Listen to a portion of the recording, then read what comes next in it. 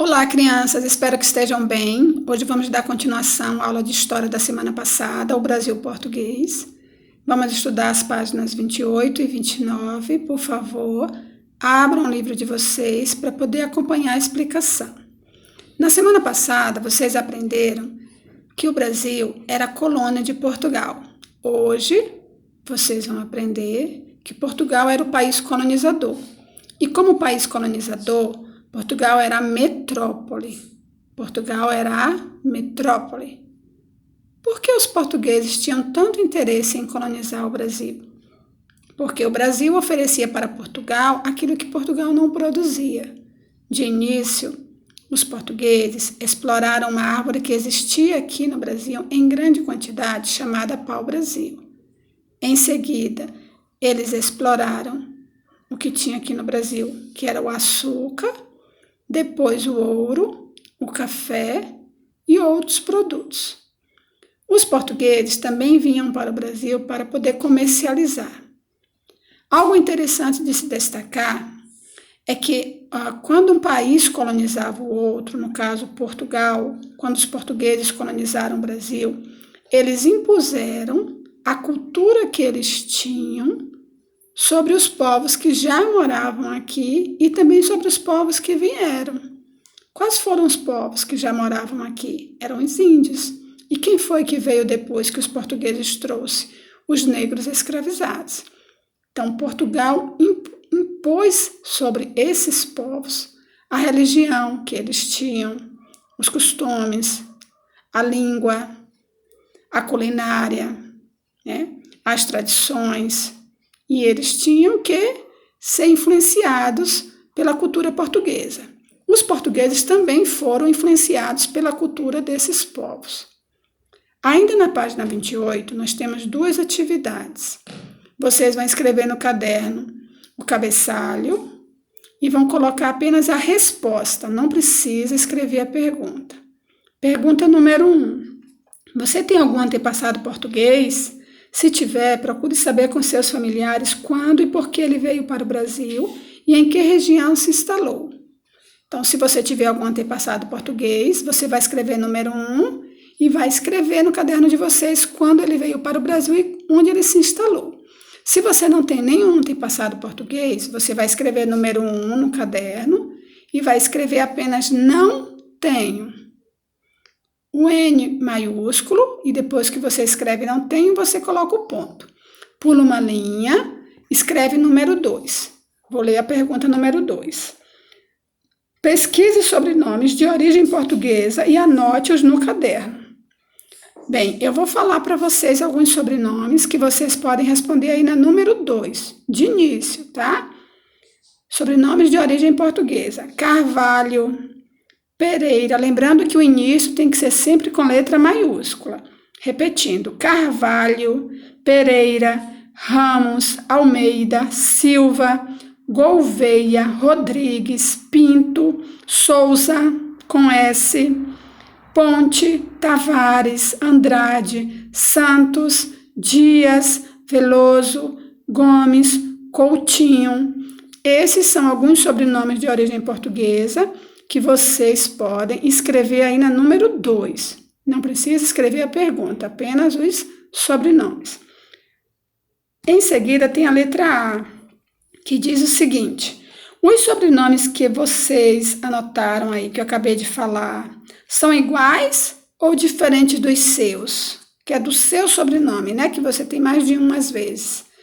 Então, você vai responder, letra A, são iguais, se tiver algum que é igual ao seu, ou são diferentes, se eles forem diferentes dos seus. Apenas isso. Agora eu vou explicar o conteúdo da página 29. Portugueses no Brasil independente. Os portugueses continuaram vindo para cá mesmo depois de o Brasil ter se tornado independente de Portugal. Aqui eles encontravam muitos conterrâneos, não tinham dificuldade com o idioma e tinham maiores chances de conseguir emprego e garantir um bom futuro. Em 1880 e 1967, mais de 1,5 milhão de portugueses emigraram para o Brasil para trabalhar, principalmente em estabelecimentos comerciais. em fábricas e em outras atividades. Olha que interessante. Mesmo depois que o Brasil se tornou independente de Portugal, existia um interesse ainda dos portugueses continuarem vindo para cá. Por que eles queriam vir para cá? Porque aqui eles tinham oportunidade de trabalho. E além de ter oportunidade de trabalho, eles sabiam que a língua que tinha aqui era a língua que eles já falavam. Então eles não iam ter problema de adaptação. E ainda tinha a cultura, que era a cultura também deles. Eles também não teriam esse problema de adaptação. Então, o Brasil continuou sendo uma oportunidade de crescimento e até de enriquecimento para os portugueses, mesmo depois que o Brasil se tornou independente. Vocês têm duas fotos, duas figuras, dois desenhos na página 29. Uma delas é de uma torcida de time de futebol, que é o Vasco da Gama, que é muito famosa aqui no Brasil. O clube Vasco da Gama, fundado em 1898, foi fundado por imigrantes portugueses e seus descendentes. E embaixo vocês têm algumas pessoas, elas estão esperando para embarcar, elas são emigrantes.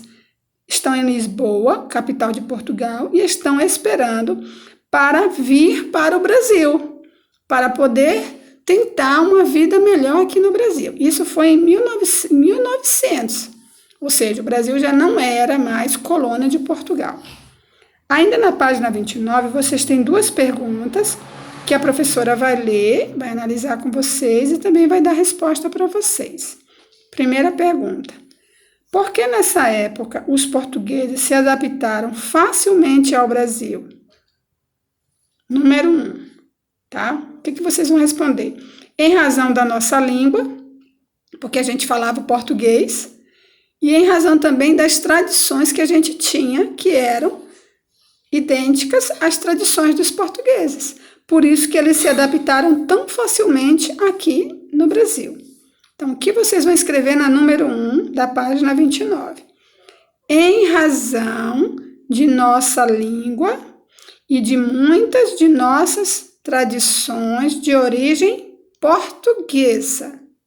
Repetindo a número 1, página 29. Em razão de nossa língua e de muitas de nossas tradições terem origem portuguesa. Ponto. Começa a responder com letra maiúscula, terminou de responder, escreve o ponto.